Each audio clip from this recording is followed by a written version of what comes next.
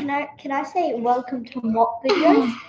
Well, you're busy saying it now, aren't you? Welcome to Mop Videos. Mop. Or actually, hi, my name is Christian. Thank you for joining me. Today, it's a bit of a different day because normally I sit there and I'll do a recording with cameras and all that kind of whatnot. But Mop. you know what? It's school holidays, so it's a great chance to let the kids just sort of have a bit of fun and join me here with what I actually do. Mop. Apparently, what I do is Mop. Mop. mop. Well, what did we do this morning? Mop. Actually, that's a great little thing that we find quite useful. One of the things when we talk about kids and we talk about things that we can get kids involved with, it's school holidays at the moment, is it not a great idea to get them involved with a lot of household activity? Does that do them any harm? Mop. Mop. Mop is now the word that is used for just about anything and everything. So I had them involved with a lot of the cleaning up today. What did we do today? We did unpacking the dishwasher. Mop me. We mopped. We vacuumed. Mop. And I just sat there reading the book. And we read some books. Now, actually, that's interesting that you were reading books. I did a post actually about this morning in regards to the importance of reading books to kids. And here we are on holidays yet again. And we actually find reading books is just a wonderful way to go to sleep. Mop. Mop. So I don't know how informative today is going to be, but it's certainly going to be informal. Mop. No, I was reading a paper this morning. It was talking about reading rates and kids who actually read for pleasure as opposed to kids who just are forced to read. And it was a very interesting outcome with this one.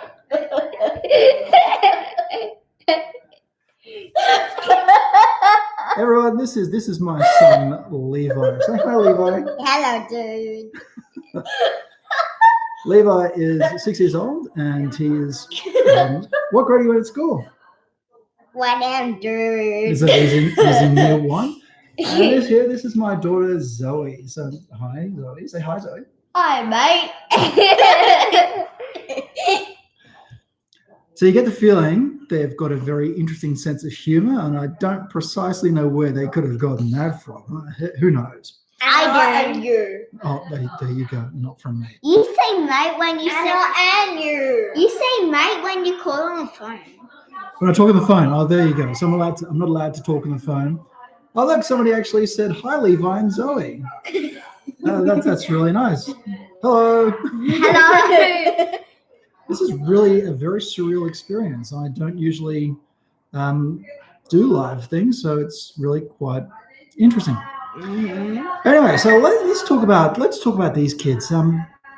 This kid here, so Zoe here, she's 8 years old. And she's one of the key reasons why I actually got into a lot of pediatric stuff in the first place. What? There is no seriousness today. Maybe next time it'll be a little bit more serious, but I suspect it won't be. My dad is asked Dr. Christian. There you go. Accurate. Mom! So my daughter was actually born with a very dislocated hip. And that started a long time ago. Didn't start a long time ago. Obviously, she's 8 years old.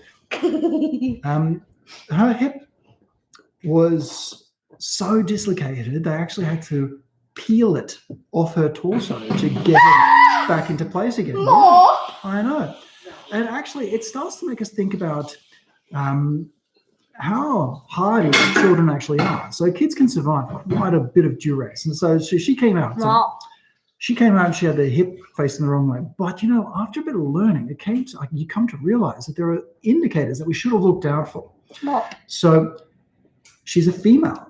She's a firstborn. She was in a breached position, so she was breached as, and out she came with this dislocated hip.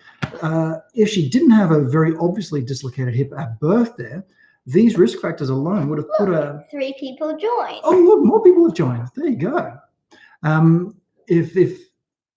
If it weren't for this dislocated hip, these risk factors actually already put her in a category where we should be observing kids for dysplastic hip dysplasia. Gosh, developmental dysplasia of the hip. Don't you love live streaming stuff More. because you don't know. You can't cut and rewind and try again. Mop. Also, you get kids saying mop. Mop. Very, very interesting. So hip dysplasia, actually, let's go over that one a little bit. I hope everybody is getting their kids' hips checked on a regular basis. Okay, it's one of these things that we can very easily do. Okay, I'll see you, sir. You know, I think I'm learning a lesson here, and that's the involvement of children with live stuff. You know, that's always entertaining.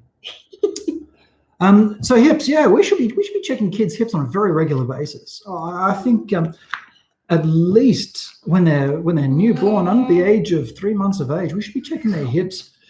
Oh, if we're coming into clinic, at least on every visit. No, we don't need.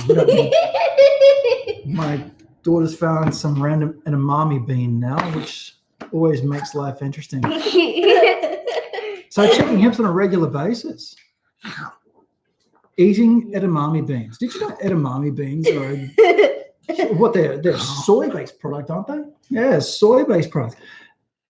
Soy is actually one of those things that we've got to be mindful of intake of when we've got a breastfeeding kid. Soy has a lot of parents who have cow's milk sensitivity between 70 to 90% crossover with soybean as well. So if you've got yourself a kid who's a little bit unsettled and you've tried the milk exclusion, but we're not really quite getting anywhere, soy is the next one that I'd be considering, getting rid of a bit of the extra soy stuff and seeing if that's going to help them as well.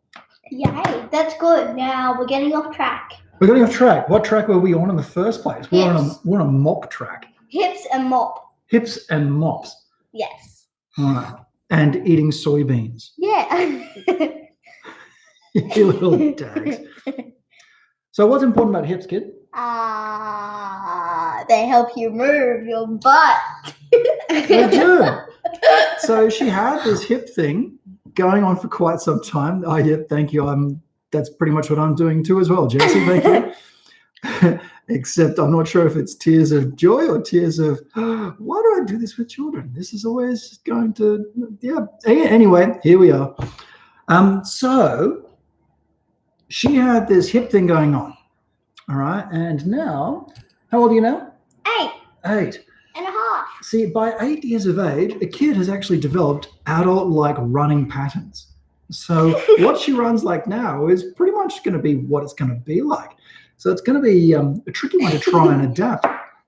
Kid, could you stop eating the edamame bean? I got one out my tooth. Oh, gross. Why are you sticking up your tooth for? I like it. Interesting. I lost my train of thought again. What were we talking about? Hips and mop. Hips and mops. That's right. Okay. So now she's 8 years old, and you know, Zoe is fantastic. When she needs a bit of chiropractic or a bit of manual therapy or a bit of something, she tells me. And what do you typically say? Mop. I need clicks. She says, where's your NET folder? Okay, we don't need to go into that one right now. But she tells me that she needs clicks. And it is quite often in her tailbone that we find areas that are not moving as well as they should be. So what's interesting with that is the tailbone has a very strong association with, well, not association, it's the anchor point. It's the beginning and ending of a lot of the muscle of our pelvis involved in running and balance and all that kind of stuff. Such as your hips and your butt and mop. That's right. You know, they can't see you on this one over here.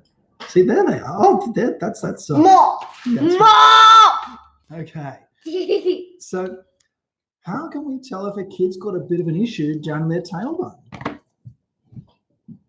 I like balance. I like strength. I like jumping. I like to see, can they jump jumping. Around? Yeah, that's good. Jumping what do kids like doing? Kids should love climbing up and down stuff and jumping out of trees and yeah, that's It's really good. That's it. With social distancing, that's a little bit... Social distancing, dude. Exactly right. Thank you, Levi. Except we don't call it social distancing. We call it physical distancing. Keep your... Distancing, That's everybody. right. Physical distancing. It's about keeping our space, but still maintaining social connections like this, where I'm sitting up here on a thingy and talking to a computer screen and a phone and looking at things and going, I don't know what I'm really doing here. And say blah, blah, blah. Correct. I do say blah, blah, blah quite a lot. More. So how can we check for things like that? Well, let's have them jumping around. Check reflexes. Check muscle strength. This is all going to be influenced by the function of the lower part of our back there. A little bit of a correction. We should see a pretty quick, smart improvement. So now I think we're going to be going to give this little monster a bit of a treatment to make sure everything's working well. We'll give this one a bit of a treatment as well. You guys don't need to come along for that one. But I hope you've enjoyed today's little 10-minute quick session. What about Levi? What about Levi? We can talk about him another day. More. Thing that broke his head. Oh, yeah, the breaking of his head. Oh, yes, we'll definitely... We'll talk about my son and his broken head. I shouldn't say broken head. More. We'll get to the son with the head issues at another day.